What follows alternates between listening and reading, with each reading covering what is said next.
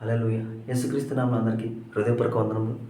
ప్రత్యేకమైన సమయంలో ఈ ప్రత్యేకమైన రోజు యొక్క వాగ్దానంతో మీ ముందుకు వచ్చినాను. దేవుడు ఈరోజు మనకు అనుగ్రహించిన వాగ్దానము మత్తయి సువార్త 9వ అధ్యాయము 29వ వచనము.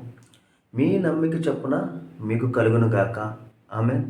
ఈ వాగ్దానం ద్వారా మన జీవితంలో అద్భుత కార్యములు జరుగును గాక. ఆమేన్. ఎప్పుడైతే ఇచ్చిన వాగ్దానం బట్టి అడుగుతామో అడిగిన సమస్తాన్ని దేవుడు మన జీవితంలో జరిగిస్తాడు. ఎందుకంటే అనేకమైన వాగ్దానం ఇచ్చినాడు. ప్రతి వాగ్దానానికి వరుసగా మనల్ని చేసినాడు. ఇచ్చిన వాగ్దానం ఏంటండి? మీ నమ్మిక చొప్పున మీకు కలుగును గాక. మనం చూసుకున్నట్లయితే ఆ గుడ్డివారు అడుగుతారు, దేవుడు మీరు ఇది జరుగుతుందని మీరు నమ్ముతారా అని వారు అడిగిన వారి ఇద్దరు గుడ్డివారు మేము నమ్ముచున్నాం ప్రభువా అనగానే ఏమిటి? మీ నమ్మిక చొప్పున ఇది కలుగును గాక అన్నాడు. అంటే గుడ్డివారికి చూపు రావడం అనేది అసలు మామూలు విషయం కాదు. అప్పుడున్న పరిస్థితిని బట్టి ఎప్పుడైతే క్రీస్తుని విశ్వసించున్నారో, క్రీస్తు మీద ఆధారపడి ఉన్నాడో, ఇతని వల్ల నాకు సమస్తము జరుగుతుంది ఆయన మీద ఎప్పుడైతే ఆధారపడి ఉన్నాడో ఆధారపడిన దాన్ని బట్టి అక్కడ కార్యం జరిగింది. ఈరోజు కూడా నీ జీవితంలో కార్యం జరగాలంటే, నీ జీవితంలో విడుదల పొందాలంటే, లోకానికి అసాధ్యము దేవుని వల్ల సమస్తం సాధ్యమైన కార్యం నీ జీవితంలో జరగాలంటే నువ్వు దేవుని వైపు తిరగాలి. నజరైన యేసుక్రీస్తు వైపు నువ్వు తిరగాలి. ఆయన మీద నువ్వు ఆనుకోనాలి.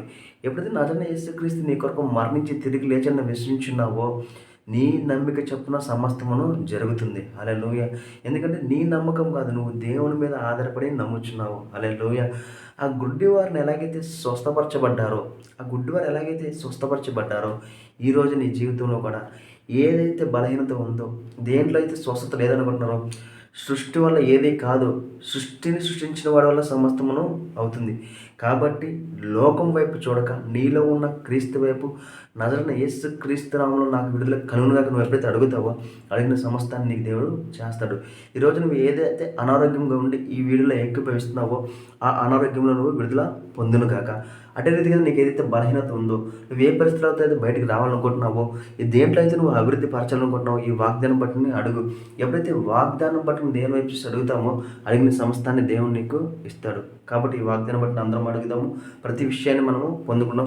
మన జీవితంలో ఈరోజు అద్భుతమైన కార్యము జరుగును గాక. ఎందుకంటే మనం మన వైపు చూసి అడగట్లా, మనలో ఉన్న క్రీస్తుని బట్టి నజరైన యేసుక్రీస్తుని అడుగుతాం. కాబట్టి అద్భుత కార్యము మన నమ్మకం చెప్పున జరగబోతుంది. హల్లెలూయా. ప్రార్థించుకుందామా?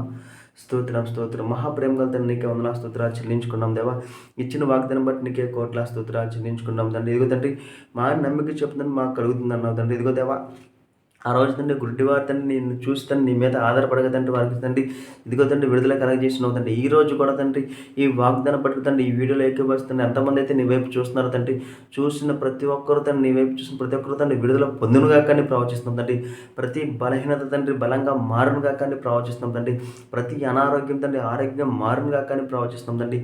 ప్రతి ప్రయాణాల్లో మీరే తోడే నడిపించండి తండ్రి. అడుగుడే మీకు ఇవ్వన్నారు తండ్రి. ఈ వీడియో చూస్తుంది తండ్రి ఎంతమంది అడుగుతున్నారు తండ్రి, అడిగిన సమస్తాన్ని తండ్రి వారికి కలుగునుగా కానీ ప్రవచిస్తుందండి. ప్రతి బలహీనత తండ్రి తొలగిపోయే తండ్రి బలంగా చేకూరునుగా కానీ ప్రవచిస్తుందండి. బలం కలుగునుగా కానీ ప్రవచిస్తుందండి. తల దగ్గర ఉంటుంది అరికాల వరకు ముట్టి స్వస్థపరచున్నారు తండ్రి. ఏ విషయాల గురించి అయితే అడుగుతున్నారు తండ్రి, అడిగిన ప్రతి విషయంలో తండ్రి రెండింతలుగా తండ్రి వారు ఆశీర్వదించబడునుగా కానీ ప్రవచిస్తాం తండ్రి. కావాల్సిన ప్రతి ఒక్కరికి కావాల్సిన ప్రతి ఒక్క సహాయాన్ని అందచేయమని నా జరేడైన యేసుక్రీస్తు నామములో అడిగి వేడుకొంచున్నాం తండ్రి. ఆమె. అందరికీ హృదయపూర్వక వందనములు.